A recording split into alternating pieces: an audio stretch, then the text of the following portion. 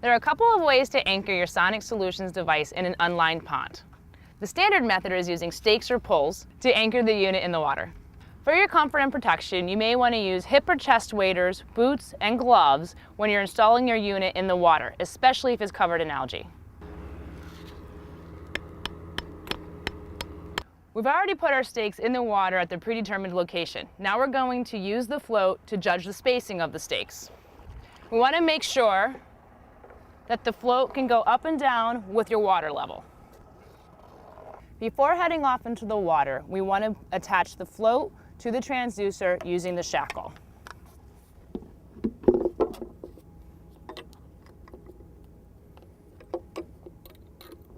Next, we're going to place the unit in the water on the stakes. We're going to leave the cable connection on the shoreline and place it on the stakes with the transducer head or the flat side facing out.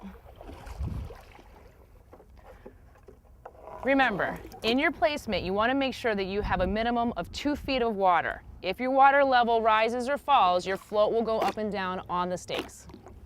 In this location, I was able to wade out into the water safely. However, if your pond has a steep slope or is unsafe for you to wade out into, a small boat or raft may be required for your installation.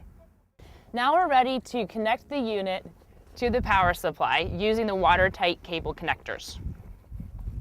It is important to remember not to plug the unit into the power outlet prior to installing the unit in the water. This will prevent possible damage to the transducer head that will void your warranty.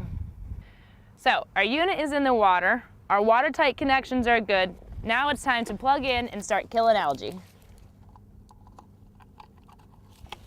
Now that the unit is plugged in, let's focus on the power supply.